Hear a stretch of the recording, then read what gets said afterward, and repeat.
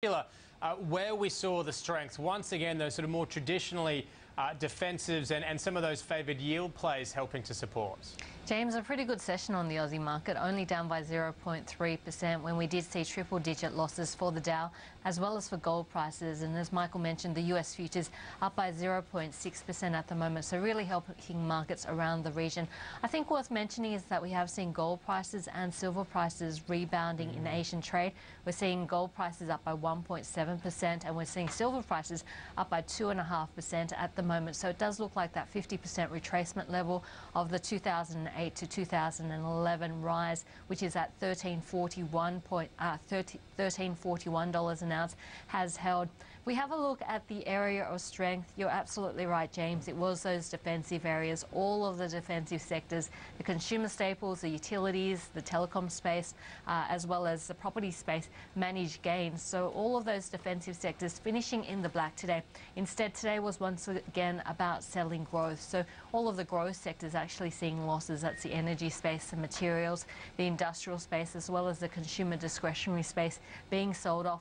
Having said that, we saw quite a bit of strength in individual stocks, and we actually saw some stocks reaching 52-week highs. In the property space, we saw Mirvac as well as Westfield reaching 52-week highs. We've also seen a bit of strength for the investor fund and APA in the utility space, as well as Duet Group reaching 52-week highs. So a lot of these defensive type of plays actually having quite a good session, and in fact it's been quite a good 52 weeks.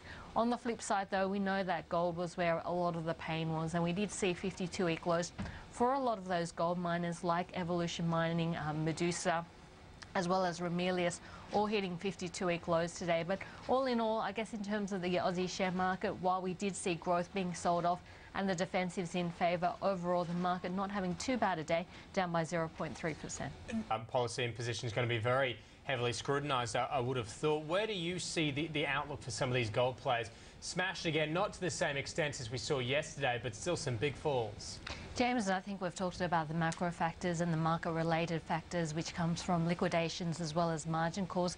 But from an individual gold company standpoint, one of the things that's been getting louder and louder within the gold space is to actually reveal the total costs involved when they are looking at producing. We know that one of the big gold companies like Newmont, its C1 cash cost is about $677 US an ounce, but when you look at the total cost of production, then that rises to $1,149 US an ounce. So when you have one of these big gold miners, which is looking at making a couple of $100 for every ounce of gold that it manages to get out of the ground, you have to wonder what's the impact on some of those smaller gold miners. And certainly that small end is where we're seeing the most amount of pain at the moment. So I think we are seeing a shift in terms of that gold space on an individual company level to really reveal all the costs involved when it does come to production. If we have a look at on the Australian market, I guess the calls to reveal hedging is becoming louder as well. We saw Pantera, which is a very small gold company, saying that it's hedged at $13.20, and of course we saw some big moves in terms of gold stocks once again today. Resolute Mining was one of the ones which bucked the trend today. It was up by 5.3%, but that was after a 14.8% fall yesterday.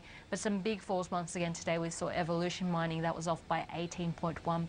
We also saw Medusa down by almost 9% today on the market. So unfortunately the pain in gold continues. There are a number of macro factors. We're really looking at the US there. Market factors that should settle down somewhat, with a lot of the margin call hopefully settling down after the small bounce that we've seen in gold prices. But remember to keep a watch on the exchanges as well. Looks like the CME has actually increased its margins in terms of gold and silver in the last 24 hours, so that's going to have an impact as well. And then looking at the technical levels and that 50% retracement level of the 2008 to 2011 rise, which is at 1341, which we'll be watching tonight. Jeremy, do you hold